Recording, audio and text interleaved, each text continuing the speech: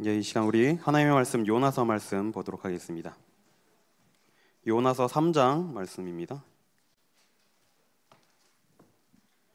요나서 3장 1절부터 10절까지 우리 교독하도록 하겠습니다. 제가 먼저 읽겠습니다. 여호와의 말씀이 두 번째로 요나에게 임하니라. 이르시되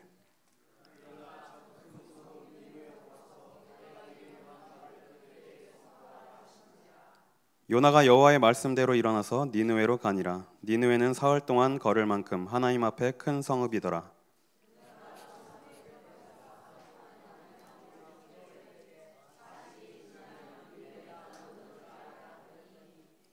니느웨 사람들이 하나님을 믿고 금식을 선포하고 높고 낮은 자를 막론하고 굵은 베옷을 입은지라.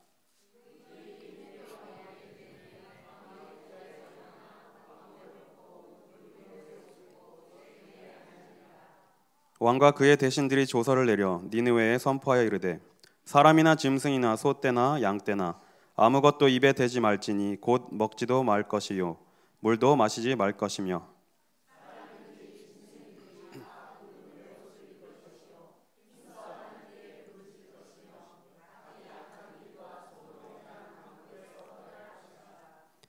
두 절 같이 읽겠습니다.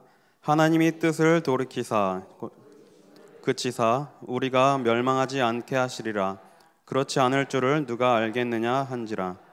하나님이 그들이 행한 것 곧 그 악한 길에서 돌이켜 떠난 것을 보시고 하나님이 뜻을 돌이키사 그들에게 내리라고 말씀하신 재앙을 내리지 아니하시니라. 아멘. 제가 교역자 생활한 지 지금 이제 10년 하고도 한 9개월 정도 된 것 같은데요. 아직도 이렇게 메시지 준비하고 올라오면 좀 떨립니다. 제가 생각보다 내성적인 사람이거든요. 되게 지금 좀 떨린데 이제 어쨌든 지난주에 오후 예배 마치고 이렇게 나오는데요. 우리 성도님들이 참 말씀 적용을 빠르게 하시더라고요. 지나가면서 이렇게 들리는 말에 사지육신 막 이런 얘기 들리고, 그리고 식당에서 우리 도나영 집사님 이렇게 식당 봉사하시는데 역시 순자스럽다 막 이런 말씀하시고. 자, 어쨌든 우리 성도님들이 말씀은 당연히 기본적으로 언약으로 붙잡고 가시는 줄 믿습니다. 오늘 우리 요나서 말씀을 통해서 좀 중요한 하나님의 계획을 발견해야 될 텐데요. 저도 이제 요나라는 인물을 어릴 때 만화, 이렇게 성경 만화 이런 것으로 많이 이렇게 접했습니다. 그래서 요나라는 인물을 생각하면 보통 우리가 어떻게 생각하죠? 불순종의 아이콘이죠. 하나님의 사명을 받았는데 불순종하고 딴 길로 갔다가 얻어맞고 다시 이제 가서 사명을 감당한 그런 사람으로 알고 있어요. 그런데 이제 우리가 그렇게 뺀질뺀질하다, 불순종했던 사람이다 이렇게 무시할 만큼 그런 사람은 아니에요. 엄청 능력의 선지자였고 하나님의 중요한 사명을 감당했던 선지자예요. 그래서 요나는 엘리사의 그 바톤을 이어받아서 선지자의 사명을 감당했던 사람이에요. 그래서 우리가 성경 말씀을 보는데 이 말씀을 볼 때 주의해야 될 점이 있습니다. 그 성경 말씀을 지금 내 상황으로 가지고 와서 보면 안 돼요. 내가 그 상황 속에 들어가서 그 본문을 봐야 됩니다. 우리는 복음을 받고 하나님을 믿기 전에 유교적인 배경에서 자랐어요. 그래서 머릿속에, 뇌 구조 속에 유교적인 사상이 이렇게 굳어 있는 게 많아요. 그래서 예를 들어서 요즘에 이제 그런 건 없지만 교회 안에서 남녀가 붙어 다닌다. 어떻게 교회 안에서, 신성한 교회 안에서 연애를 할 수 있냐. 남녀 칠세 부동석 이런 게 머릿속에 아직도 각인돼 있죠. 반대로 말하면 그럼 도대체 어디 가서 만납니까? 남녀 칠세 자동석으로 만들어줘야 돼요. 우리는 그냥 같이 앉혀주고 언약 안에서 만나는 게 가장 축복인 줄 믿습니다. 그렇죠. 우리 머릿속에, 뇌 구조 속에는 이렇게 유교적인 생각으로 잡혀있는 게 많아요. 쉽게 말해서 또 예를 들어서 우리는 어릴 때 스승의 그림자도 함부로 밟으면 안 된다라고 이렇게 배웠죠.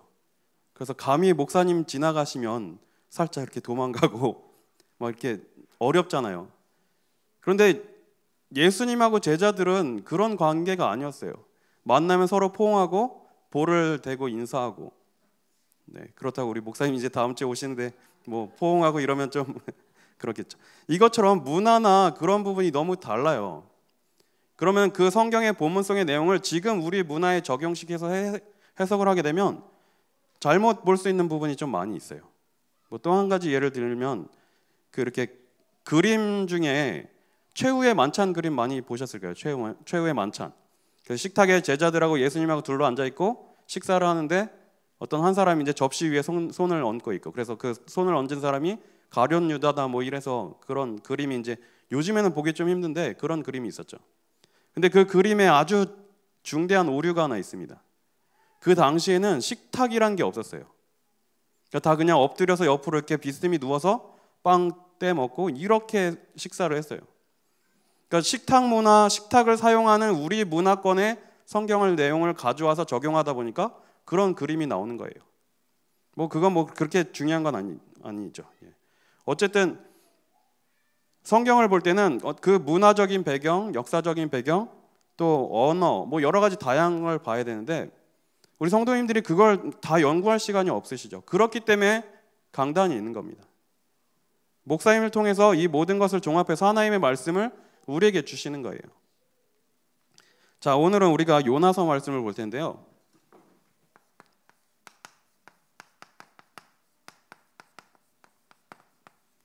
요나서 내용은 우리 성도님들 잘 아실 것이라고 생각이 되죠. 하나님이 요나에게 말씀하셨습니다. 너는 니느웨로 가서 복음을 전해라. 그런데 요나는 하나님의 말씀을 듣지 않고 니느웨로 가지 않고 다시스로 갔죠.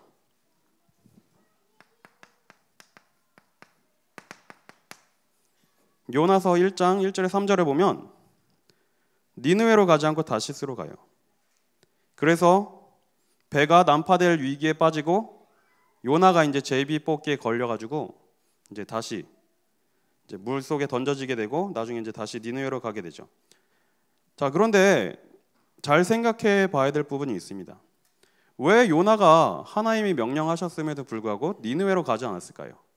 이 니느웨라는 도시는 아수르의 수도입니다.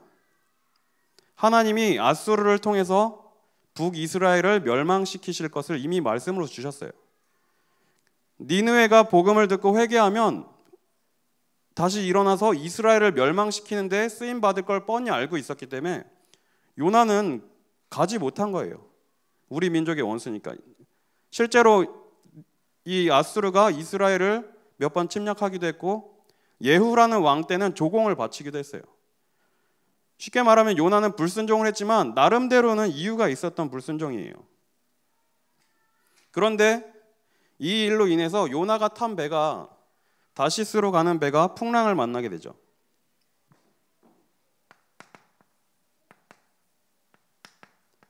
그래서 배에 탄 사람들이 요나 때문에 이 일이 벌어진 걸 알고 8절에 보니까 요나에게 물어보는데 네 생업이 무엇이며 어디서 왔으며 네 나라가 어디며 어느 민족이냐 이렇게 물어봅니다. 하나님의 자녀가 사명을 놓치게 되면 불신자들에게 이렇게 망신당할 일이 생길 수도 있어요. 그런데 또 요나는 거기서 당당하게 대답하죠. 9절에 보니까 나는 히브리 사람이요 바다와 육지를 지으신 하나님의 여호와를 경외하는 자로다. 하나님이 니느웨로 가라는 말씀을 이제 순종하지 않고 다시스로 갔다가 이런 일을 당하게 되고 불신자들 앞에서 이런 창피한 일을 당하게 되죠. 제가 초등학교 6학년 때 학교를 갔는데요. 선생님이 이제 과제를 내주셨어요. 이제 주말에 운동장에 나무 막대기를 하나 이렇게 꽂아놓고 시간별로 그림자 방향을 체크해서 이제 그거를 이제 그려오라고 숙제를 내주셨어요. 초등학교 때 그렇게 시간이 많이 들어가는 숙제를 내주신 건 아직도 이해가 안 가긴 하는데 저는 당당하게 숙제를 안 했습니다. 왜냐? 교회 가야 되니까요. 그리고 저는 또 교회를 멀리 다녀가지고 안 했어요, 숙제를. 월요일 날 선생님이 이제 오셔가지고 야 숙제 안 한 놈들 나와 이래서 아주 당당하게 나갔죠. 한 명씩 물어봤어요. 야 너 왜 숙제 안 했어? 뭐 여러 가지 이유를 대는데 저보고 이제 제 차례가 돼서 너 왜 숙제 안 해왔어 이러시길래 교회 갔다 오느라고 못했는데요 했더니 갑자기 얼굴이 벌개지시더니 막 화를 엄청 내시면서 야 얘처럼 믿으면 안 된다고 이거 광신이라고 막 초등학교 6학년 아이들한테 그렇게 얘기를 하는 거예요. 얼굴 벌개져가지고 아직도 그 선생님의 성함을 잊지 못하는데 홍방자 선생님이라고. 근데 지금 생각해 보니까 제가 100% 잘못한 거더라고요. 저는 그때만 해도 예수님을 믿는다는 게 어떤 특권인 줄 알았어요. 뭐 특권이긴 하죠. 그런데 내가 해야 될 분명히 책임을 다하고 했어야 되는데 제가 그 부분을 놓쳤더라고요. 자, 오늘 요나의 모습을 보면서 그런 생각이 좀 떠올랐습니다. 자기가 불순종해서 이 불신자들 같이 어려움을 당하게 되는데 나는 하나님을 믿는 사람이라고 당당히 얘기를 해요. 그래서 결국 이 요나가 잘못한 것을 알게 되고 요나가 이제 나를 그런 바다에 던지라고 이렇게 얘기를 하죠. 제가 전에 이제 안양에서 이제 사역할 때 우리 랩런트들한테 야, 너희들 혹시 사고 치면 어디 가서 동부교회라고 얘기해라 이렇게 교육을 시키긴 했었는데, 자, 어쨌든 이 요나를 바다에 던지게 됐는데 그래도 이 배에 탄 사람들이 착해요. 그래도 우리 한번 좀 같이 살아보자. 요나를 어떻게 바다에 던지냐. 그런데 풍랑이 더 거세지고 도저히 안 되겠다 싶어가지고 요나를 바다에 던지죠. 그런데 왜 선원들이 그렇게 당황을 했냐면 그 지중해 연안에 항해철에는 풍랑이 거의 없대요. 그러니까 오지 않을 풍랑이 오니까 이 사람이 당황을 한 거예요. 그래서 결국 바다에 던져지죠. 그리고 우리가 너무 잘 알듯이 요나가 물고기 뱃속에 들어가게 되죠. 그런데 여기서 어떤 표현이 있냐면 하나님이 큰 물고기를 예비하셨다고 기록이 돼 있어요. 자, 그런데 뭐 이 물고기가 뭐 고래냐 뭐냐 어떠냐 뭐 그런 얘기도 있긴 한데 뭐 그건 그렇게 중요한 거 아니고요. 어쨌든 하나님이 요나를 위해서 물고기를 예비하신 거예요. 마태복음 12장 39절 40절에 보니까 예수께서 대답하여 이르시되 악하고 음란한 세대가 표적을 구하나 선지자 요나의 표적밖에는 보일 표적이 없느니라. 요나가 밤낮 사흘 동안 큰 물고기 뱃속에 있었던 것 같이 인자도 밤낮 사흘 동안 땅속에 있으리라. 요나가 잘못했지만 하나님은 요나를 위해서 물고기를 예비하시고 요나에게 이러한 체험을 하게 하셨어요. 하나님은 어떤 문제를 주시고 그 문제를 통해서 복음을 깨닫게 만드시는 거예요. 요나에게 이 큰 물고기란 부분은 문제였지만 하나님이 요나를 만드시는 과정 속에 있었던 거죠. 우리에게 이런 문제가 오더라도 이것은 나를 연단시키시는 하나님의 시간표입니다. 요나가 이 물고기 뱃속에 들어가서 거의 죽었구나라고 생각해요. 나는 이제 살 수 없구나라고 생각했는데 하나님은 요나에게 다시 사명을 감당할 기회를 주시죠.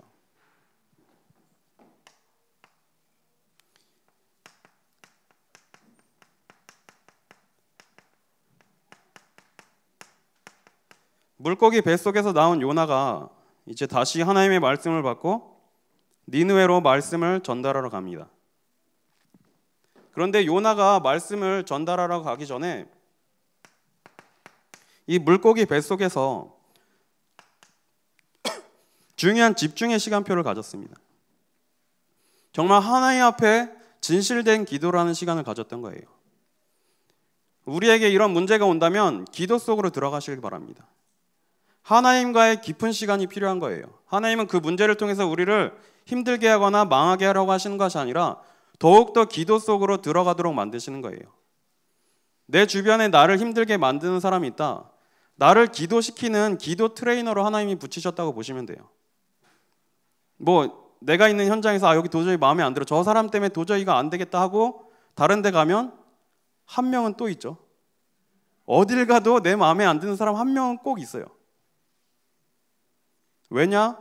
하나님은 그걸 통해서 복음을 더욱 붙잡고 기도 속으로 들어가길 원하시는 거예요. 보통 암에 걸리면 사람들이 이렇게 급격하게 몸이 이렇게 쇠약해지는데 암 때문에 쇠약해지기보다 내가 암에 걸렸다는 생각이 싹 들어오면 그때부터 싹 이렇게 몸이 쇠약해진다 그러더라고요. 내가 이 암 때문에 죽겠구나라는 그 두려움에 잡히면 그때부터 몸이 이렇게 약해진다고 그렇게 얘기를 하죠. 자, 우리가 물고기 뱃속에 있어야 될 시간표면 그 시간을 누리시길 바랍니다. 우리가 하나님 앞에 솔직하게 무릎 꿇는 시간이 필요합니다.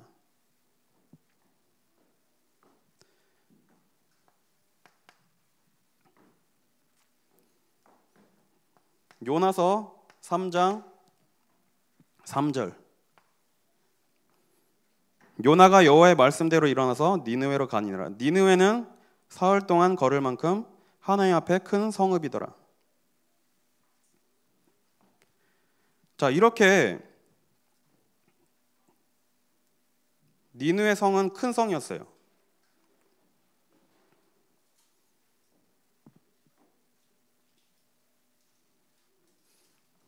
그 니느웨 성이 얼마나 컸냐면 성 둘레가 한 96km 정도 됐다고 하고요. 96km. 탑이 한 1,500개가 있고 성벽에서 마차가 3대가 이렇게 나란히 달릴 수 있을 정도로 그렇게 큰 성이었다고 해요.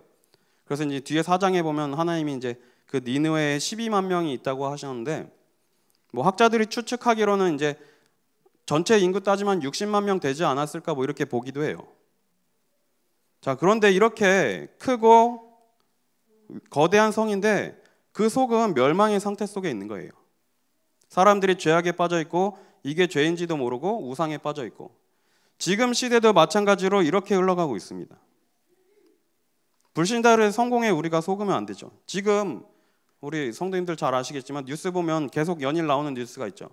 연예인들 지금 난리 났어요. 그래서 막 연예인들 다 줄줄이 다 나오고 막 경찰부터 시작해서 이런 문제들이 터지는데, 성공한 것 같지만 어느 날 다가오는 이 문제를 해결할 수가 없는 겁니다. 그럼 그것은 어떻게 보면 참 성공이라고 볼 수 없겠죠. 그래서 이 니느웨 성이 이렇게 크지만 골리앗과 같은 거예요. 그 말콤 글래드웰이라는 사람이 쓴 다윗과 골리앗이라는 책 보니까 골리앗이 키가 한 3m가 넘었다고 뭐 이렇게 기록이 돼 있죠. 그래서 골리앗이 말단 비대증에 걸려 있을 것이다라고 추측을 해요. 이게 거인병 같은 거죠. 그래서 평상시에 시력이 별로 안 좋았을 거다라고 뭐 이렇게 추측을 하기도 해요. 그래서 돌을 못 피한 거 아닌가 뭐 이렇게 보기도 하는데, 자, 어쨌든 거대하고 크지만 속을 들여다보면 이미 문제가 있고 어려움을 당하고 있습니다. 니느웨가 겉으로 볼 때는 큰 성읍이고 화려하고 많은 것 같지만 복음을 알지 못해서 멸망길로 가고 있는 거예요. 제가 몇 년 전에 어떤 중학생 한 명 다락방을 부탁받고 그 집에 이렇게 갔는데 집이 되게 좋더라고요. 진짜 잘 사는 집이고, 얘기 들어보니까 부모님 두 분 다 정말 사회적으로 훌륭한 직업을 가지신 분들이에요. 야, 그래서 이런 집도 있구나 좀 이렇게 생각을 갔는데, 어머니가 어렵게 말씀을 꺼내시더라고요. 알고 보니까 이 아들이 ADHD인 거예요. 그런데 이것을 밖에 얘기를 못 한대요. 우리 집안의 아들이 이렇게 문제를 당하고 있다라고 도저히 이걸 말을 못 하겠더래요.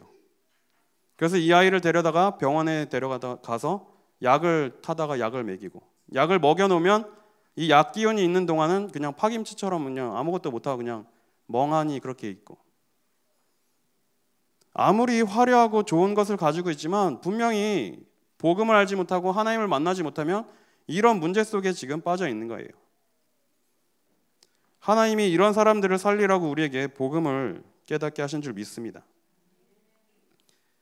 그래서 이 요나는 가서 복음을 전했어요. 하나님의 말씀을 증거했습니다.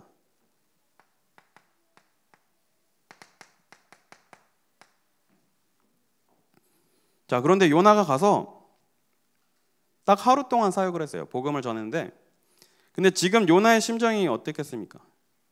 억지로 갔겠죠. 그래서 하루 동안 말씀을 전하고 딱 5마디 했어요. 40일이 지나면 이 니느웨 성은 멸망할 거다.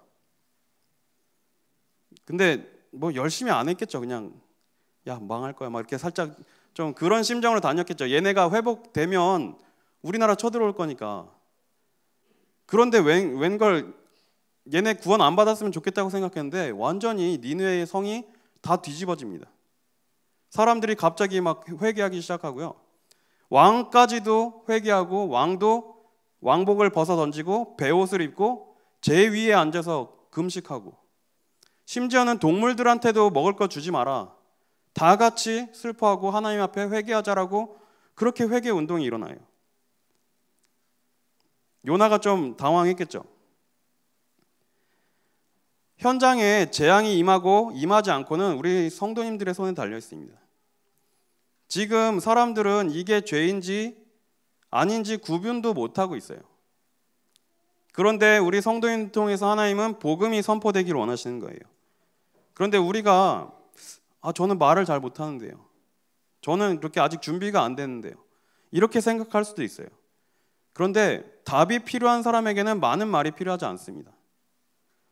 사도행전 16장 31절에 보니까 간수장이 이제 위기에 처했어요. 옥문이 막 열리고 죄수들이 탈출하니까 이제 나는 끝났다, 나는 죽었구나. 그래서 바울에게 묻죠. 그때 바울이 주 예수를 믿으라, 그리하면 너와 네 집이 구원을 받으리라 하고, 이 한마디면 사람들을 살릴 수가 있습니다. 주 예수를 믿으라. 많은 말이 필요한 게 아닙니다. 우리가 뭐 많은 설명을 하면 당연히 좋겠죠. 그렇지만 한마디가 그 사람을 어떻게 뒤집을지 모르는 거예요.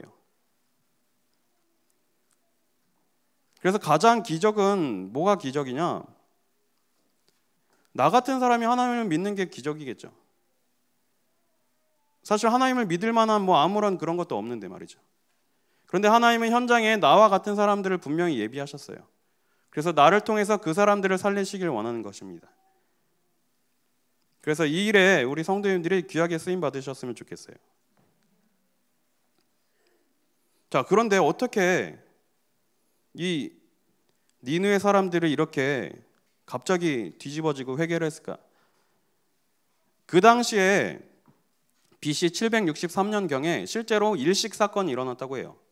그래서 아수르라는 나라는 태양신을 섬기는 나라였어요. 그런데 일식이 일어나면서 해가 가려지니까 사람들이 이제 불안한 상태가 된 거예요. 그런데 물고기 뱃속에서 3일 만에 살아 돌아온 요나가 하나님의 말씀을 선포하고 다니니까 이제 적지 않은 충격을 받은 거겠죠.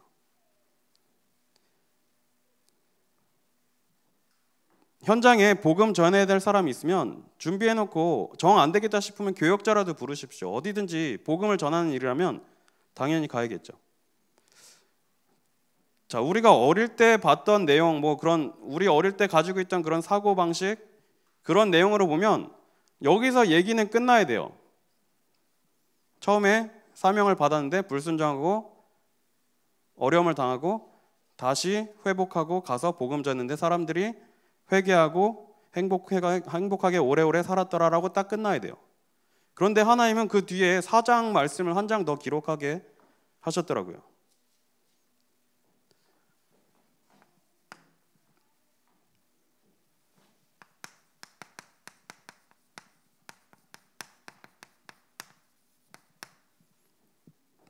요나서를 선교의 관점에서 해석하는 사람들도 있어요.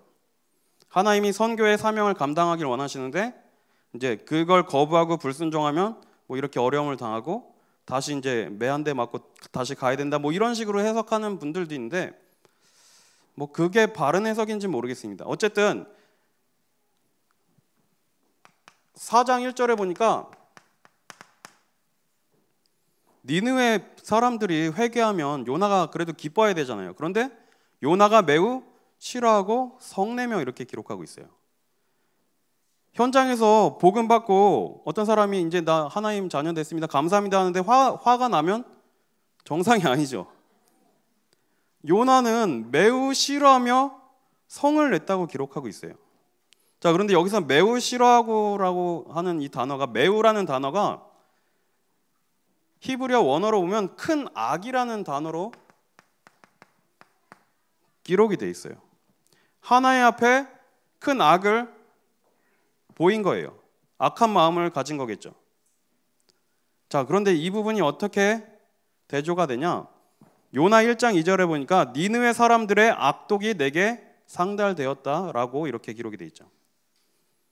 처음에는 니느웨 사람들의 악독, 악에 대해서 하나님이 말씀하셨는데 얘네들은 오히려 회개하고 하나님께로 돌이켰는데 요나가 오히려 하나님 앞에서 큰 악을 범하고 있는 거예요. 그리고 3절에는 뭐라고까지 얘기하느냐, 니느웨가 구원받는 걸 보느니 차라리 나를 죽여달라고까지 얘기해요. 우리 이거 많이 봤던 장면이죠. 엘리야도 마찬가지로 나 더 이상 힘드니까 하나님 저를 죽여주십시오라고 이렇게 얘기를 하죠. 그런데 요나가 그래도 혹시 모르니까 하나님이 저 니느웨를 심판하시겠지 이렇게 생각을 했어요. 그래서 4장 5절 6절에 보니까 9절까지입니다. 요나가 성 밖에 초막을 짓고 이제 살펴보는 거예요. 니느웨 성에 혹시 재앙이 임할까 봐. 그래서 초막을 짓고 그 성읍에 무슨 일이 일어나는가를 보려고 그 그늘 아래 앉았더라 이렇게 기록하고 있죠. 그런데 요나가 이제 초막에 누워 있다가 피곤하니까 잠이 들었죠. 그런데 하나님이 박넝쿨을 예비하사 요나를 가리게 하셨으니 이는 그의 머리를 위하여 그늘이 지게 하며 그의 괴로움을 면하게 하려 하심이었더라. 요나가 박넝쿨로 말미암아 크게 기뻐하였더니 이렇게 기록이 돼 있어요. 그런데 하나님이 다시 벌레를 예비하시고 그 박넝쿨을 갉아먹게 하시죠. 그런데 그때 이제 때마침 하나님이 또 예비하신 동풍이 불어요. 해가 뜰 때 하나님이 뜨거운 동풍을 예비하셨고 해는 요나의 머리에 쪼이며 요나가 혼미하여 스스로 죽기를 구하여 이르되 사는 것보다 죽는 것이 내게 나으니이다 하니라. 자, 이 동풍은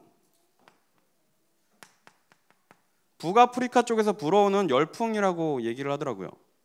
그래서 이 바람이 불면 밤에도 낮과 같이 뜨거운 온도가 유지가 된대요. 그리고 엄청 건조해지고 우리나라도 한여름에 열대야 오면 잠 못 자고 막 힘들죠. 진짜 막 짜증도 나고 진짜 되게 힘든데 요나도 그런 상황인 거예요. 동풍이 불리니까 너무 뜨겁고 잠이 안 오고 막 짜증이 나니까 차라리 죽게 해달라고.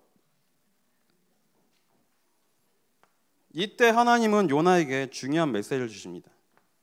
요나서 4장 10절에서 11절. 여호와께서 이르시되 네가 수고도 아니하였고 재배도 아니하였고 하룻밤에 났다가 하룻밤에 말라버린 이 박넝쿨을 아꼈거늘 하물며 이 큰 성읍 니느웨에는 좌우를 분변하지 못하는 자가 12만 명이요 가축도 많이 있나니 내가 어찌 아끼지 아니하겠느냐. 자, 이렇게 하나님의 말씀을 끝으로 요나서가 마무리가 됩니다. 뭔가 약간 좀 찝찝하죠. 뒤에 뭐가 좀 더 있어야 될 것 같은데 드라마 보는데 이제 되게 긴장된 상태인데 딱 끝나고 예고편이 나와야 되는데 예고편이 없어요. 그냥 끝나요. 뭔가 되게 좀 뒤에 더 있어야 될 것 같은데 하나님은 여기서 요나에게 중요한 말씀을 주세요. 자, 요나야, 네가 재배하지도 않은 그 박넝쿨을 네가 아끼지 않았냐? 그런데 내 손으로 지은 저 이방인들이지만 내 손으로 지은 저 이방인들을 내가 아끼지 않겠냐? 요나의 이 모순된 것을 하나님은 말씀으로 깨닫게 하시는 거예요. 이스라엘의 선민 사상, 유대인 우월주의를 완전히 박살내시는 거죠. 하나님은 지금 모든 민족이 구원받고 하나님께로 돌아오길 원하시고 계세요. 우리가 현장을 정복해야 될 이유가 바로 여기 있습니다. 하나님은 세상의 모든 사람들을 사랑하시고 하나님께로 돌아오기를 간절히 기다리고 계시는데 이 일을 우리를 통해서 하시겠다는 거예요. 전도에 미련한 것으로 사람들을 구원하신다고 분명히 말씀하고 있어요. 자, 그러면 하나님께서 지금 우리에게 분명히 말씀하고 계신 겁니다. 이 강남 지역에 좌우를 분별하지 못하는 자 54만 명이 있지 않냐?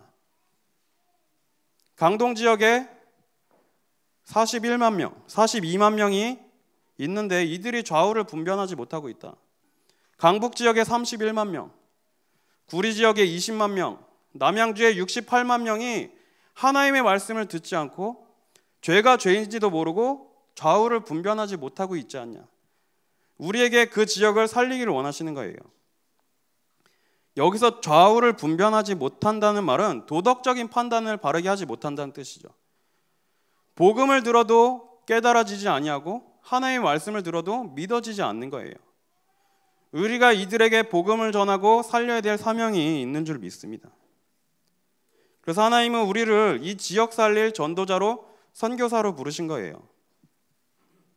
왜냐? 하나님이 우리에게 맡겨주신 이 사명을 놓치면 깨닫도록 재앙을 우리에게 다시 내리시기 때문이에요.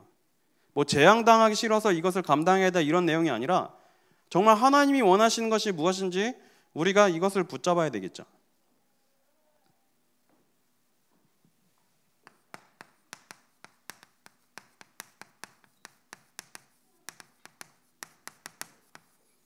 그러기 위해서 먼저 정체성을 회복하시길 바랍니다.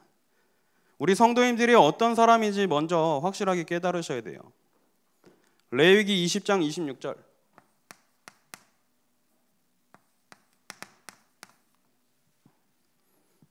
너희는 나에게 거룩할지어다. 이는 나 여호와가 거룩하고 내가 또 너희를 나의 소유로 삼으려고 너희를 만민 중에서 구별하였음이니라. 우리는 하나님의 소유가 된 자들입니다. 그런데 이 소유란 단어를 보니까 히브리어로 쉬골라라는 단어를 썼더라고요. 이 말 뜻을 보니까 보물이란 뜻이 있어요. 그런데 그냥 보물이 아니라 왕의 보물이란 뜻이 있어요. 그 내탕고라고 하죠. 왕이 보물을 보관하는 그 창고를 내탕고라고 해요. 하나님이 우리 성도님들을 하나님의 소유로 삼으시려고 부르셨다고 말씀하고 있는데 이 소유는 바로 왕의 보물을 말하는 거예요. 제가 이제 뭐 이렇게 신발이나 운동화 이런 걸 좀 좋아하거든요. 근데 막 비싼 건 못 사고 간혹 이렇게 사가지고 아까워서 좀 못 신는 게 있어요.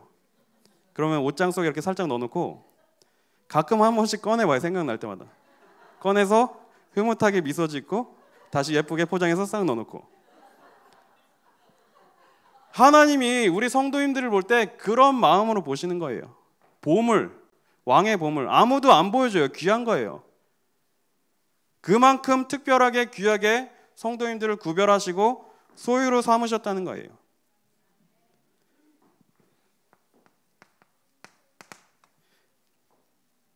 예레미야 1장 5절입니다. 내가 너를 모태에 짓기 전에 너를 알았고 네가 배에서 나오기 전에 너를 성별하였고 너를 여러 나라의 선지자로 세웠노라 하시기로. 우리는 세상과 구별된 자들입니다. 그런데 더 중요한 게 거룩하게 구별하셨다고 하나님이 말씀하고 계세요. 그리고 우리를 여러 나라의 선지자로 세웠다고 분명히 말씀하고 계십니다. 이 강남 지역을 살릴 선교사로 우리를 부르신 거예요.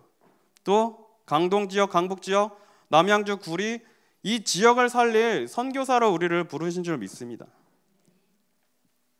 이 일을 위해서 하나님이 많은 사람들 중에 거룩하게 구별한 겁니다.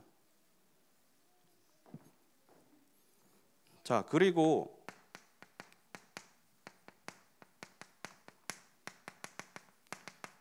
전도자라는 자부심을 회복하시길 바랍니다. 왜냐? 우리가 깨달은 이 복음이 결국 모든 것이고 이 속에 모든 것이 다 있습니다. 잠언 9장 10절. 여호와를 경외하는 것이 지혜의 근본이요 거룩하신 자를 아는 것이 명철이니라. 하나님의 말씀이 믿어지고 살아계신 하나님이 믿어진다, 최고의 지혜를 가진 것입니다. 여러분들이 바른 복음을 깨닫고 예수님이 그리스도란 사실을 깨닫고 믿어진다는 사실이 최고의 복이에요. 자부심을 가지셔도 돼요. 세상 사람들은 다 있고 다 가졌지만 이건 몰라서 망하고 있어요. 지금 당장에는 성공해 보이는 것 같죠? 뭐 그렇다고 나중에 결국 망할 거니까 이런 저주를 하란 말이 아니라 우리가 진짜 성공했냐 실패했냐를 보려면 언제 알 수 있을까요? 인생의 마지막 때 가봐야 알 수 있겠죠. 죽는 날, 눈을 감는 날 인생을 돌아보고 내가 성공한 삶을 살았다, 내가 별로 성공한 삶을 살지 못했다라고 말할 수 있을 거예요. 지금 세상이 아무리 화려하고 잘 나가고 있어도 마지막에 실패하면 진짜 실패겠죠. 반대로 우리가 지금 조금 어렵고 힘들고 문제 속에 있더라도 마지막 때의 승리자로 하나님의 영광에 들어간다면 우리는 참된 성공한 자들이에요. 이 부분을 가지고 전도자의 자부심을 회복하시길 바랍니다. 바울은 분명히 말씀하고 있어요. 골로새서 2장 3절. 그 안에는 지혜와 지식의 모든 보화가 감추어져 있느니라. 여러분들이 그리스도를 바르게 깨닫고 바르게 붙잡았다는 것이 세상 어떤 것보다 바꿀 수 없는 지혜예요. 자, 이 부분은 녹화되는 거라 조금 불안하긴 한데, 자, 신천지란 종교 아시죠? 거기 이제 대장님이 이름을 이렇게 쓰시죠. 자, 그런데 이분이 만나는 분이 있어요. 내연녀가. 근데 이제 두 사람의 만남이 어떤, 우리로 말하면 언약적인 만남이라는 걸 설명하기 위해서 이 사람들이 뭐라고 가르치냐면, 그분의 이름이 김남희예요. 다음 주일날 제가 안 보이면 어디 잡혀간 거로. 자, 그런데 이걸 보고 이렇게 써놓고 어떻게 해석하냐? 빛 희자라고 하는 것 같아요. 뭐 나중에 바꿨는지 모르겠는데, 빛과 빛이 만나면 이김. 아니, 이게 어디서 많이 본 것 같지 않아요? 뭐 30 몇 프로, 40 몇 프로 이런. 신천지에서 주장하는 게 요한계시록 말씀이거든요. 이긴 자, 빛과 빛이 만나니 이김이 되었다, 이렇게 가르쳐요. 뭐 지금은 바꿨을지도 모르겠지만 어쨌든, 자, 이 부분은 여러분, 이게 안 믿어지는 게 은혜예요. 다른 게 은혜가 아니라 예수님이 그리스도란 사실이 믿어지는 게 은혜입니다. 이단들이 그게 정말 왜 믿어지냐? 영적인 부분이에요. 우리가 그리스도를 믿을 수 있다, 하나님이 택하지 않으면 믿을 수가 없는 거예요. 그렇다고 보면 우리는 충분히 자부심을 가지셔도 돼요. 세상을 살릴 선지자로 우리를 구별하셨구나. 복음 운동을 하고 전도 운동을 하는데 스님들이 뛰어나가지고 방해하면 어느 정도 납득이 되겠죠. 신부님들이 뛰어나가지고 여기서 전도하면 안 됩니다, 복음 전하지 마세요, 이러면 좀 어느 정도 납득이 갈 거예요. 복음 전하는데 가장 막는 사람들이 누구냐? 기독교인들이에요. 제가 이제 봄이 되고 날씨도 좀 좋아져서 테니스를 오랜만에 이제 다시 시작을 했는데요. 근데 테니스가 조금 어려워요, 다른 운동에 비해서. 그래서 좀 이렇게 같이 칠 사람이 필요한데 주변에 없으니까, 그래서 이제 마음을 먹고 작년에 몇 명을 선택해서 잘 키워서 이렇게 좀 잡아먹자 해서 테니스를 알려줬어요. 근데 코트를 이제 예약해서 빌려가지고 돈을 내고 사용하면서 제가 이제 쉽게 말하면 이제 레슨 행위를 한 거예요. 공 쳐주고 이렇게. 그랬더니 코치들이 뛰어나오더라고요. 여기서 레슨 행위하면 안 된다고. 쉽게 말하면 이제 자기들만 여기서 레슨을 할 수 있다, 이런 부분이겠죠. 근데 곰곰이 생각해 봤어요. 아니, 테니스를 좋아하는 사람이 늘어나고 테니스를 치는 사람이 많이 늘어나면 멀리 보면 그 이익이 다 돌아올 텐데, 한국에 테니스 치는 사람들이 많아지면 어쨌든 뭐 그 사람들이 나중에 자녀들 데리고 와서 또 교육할 수도 있는 거고, 되게 근시안적인 부분으로 보더라고요. 짧게 보고 내 밥그릇만 따지는 거예요. 지금 교회가 그렇게 하고 있어요. 복음 전하는 걸 막고 방해하고 있어요. 왜냐? 이익과 밥그릇 때문에. 이러한 현장에 우리가 바른 복음을 전하고 바른 전도 운동을 한다? 이단 소리 조금 들어도 괜찮은 거예요. 전도자의 자부심을 회복하시길 바랍니다. 자, 그리고 우리가 조금만 실천해야 될 부분이 있어요. 자, 전도자의 시스템을 우리가 조금은 갖춰야 되겠죠. 사도행전 3장 1절, 베드로와 요한이 제9시 기도 시간에 성전으로 기도하러 올라갔습니다. 우리에게 이러한 영적인 시스템이 필요합니다. 이렇게 하나님께 집중하는 시간을 가지고 나만의 시스템을 만들어 놓고 있는데, 하나님은 안진뱅이를 일으키는 큰 사건을 이들에게 허락하시죠. 그런데 단순히 안진뱅이가 일어난 그게 응답이 아니라 이 일을 통해서 종교 지도자들 재판장에서 예수님만이 그리스도라는 복음이 선포된 거예요. 제9시 기도 시간에 우리 성도님들 나름대로의 영적인 시스템을 만드시길 바랍니다. 이건 어떤 규칙이나 방법이 따로 없습니다. 내 삶과 내 스타일에 따라서 얼마든지 마음껏 하시면 돼요. 그래서 하루를 살면서 하나님께 집중하는 시간이 필요한 부분이죠. 사도행전 17장 2절, 바울이 자기의 관례대로 그들에게로 들어가서 새 안식일에 성경을 가지고 강론하며. 예전 성경에는 규례라고 기록이 돼 있어요. 지금은 관례라고 이렇게 쓰고 있는데, 바울 자신만의 이런 복음 전하는 시스템이 있었던 거예요. 렘넌트라는 것을 보고 회당을 파고들었죠. 자, 우리는 직업도 다 다르고 사는 곳도 다르고 나이도 다르고 성별도 다릅니다. 하나님이 우리에게 맡겨주신 현장이 있는데 나만의 전도 시스템을 만드셔야 돼요. 그래서 우리가 다락방을 회복해야 되는 겁니다. 자, 이거 한 가지만 말씀드리고 마칠 텐데요. 예전에 류 목사님께서 다락방이라는 정의를 이렇게 하셨더라고요. 다락방이 뭐냐? 내가 있는 현장에 하나님의 계획이 있음을 알고 말씀 운동을 펼쳐서 예수 생명, 예수 능력, 예수 축복 운동하는 것이라고 이렇게 정의를 하시더라고요. 아까 말씀드린 대로 내가 사는 지역이 있습니다. 나를 그곳에 살게 하시는 이유가 있어요. 그 계획을 찾고 그 계획을 발견하기 위해서 나의 현장 속에서 말씀을 펼치는 거예요. 뭐 예전에 이 말씀하셔서 백운규 목사님을 공단에 취직시키셨다고 했는데, 백운규 목사님 이 말씀 듣고 말씀 운동 펼치라고 하니까 성경책 이따만한 거 사가지고 이렇게 펼쳐놨다고 하는데, 뭐 그런 의미가 아니라요, 말씀 운동을 펼치는 거예요. 지난주에 말씀드렸죠. 그 무속인 얘기했죠. 이 말씀 운동을 펼친다는 의미는 뭐냐? 누구든지 이 시간 이 자리에 오면 복음을 들을 수 있는 전도 시스템을 세워놓는 거예요.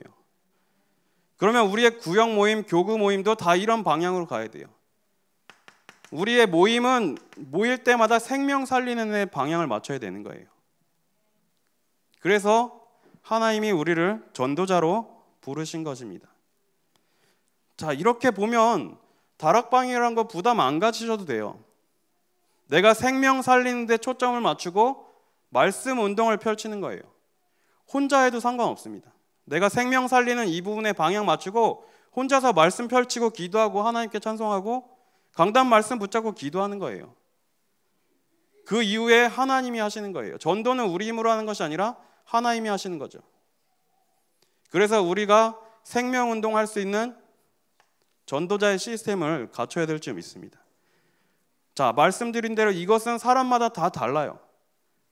부담 안 가지셔도 되고, 나만의 전도 시스템이 무엇인지 이거를 좀 생각하시면서 한번 찾아보시는 한 주가 되셨으면 좋겠습니다. 자, 제가 기도하고 마치겠습니다.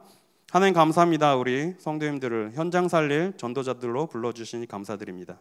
하나님, 우리에게 맡겨주신 이 사명을 감당할 수 있도록 우리에게 날마다 성령의 충만함을 부어주옵소서.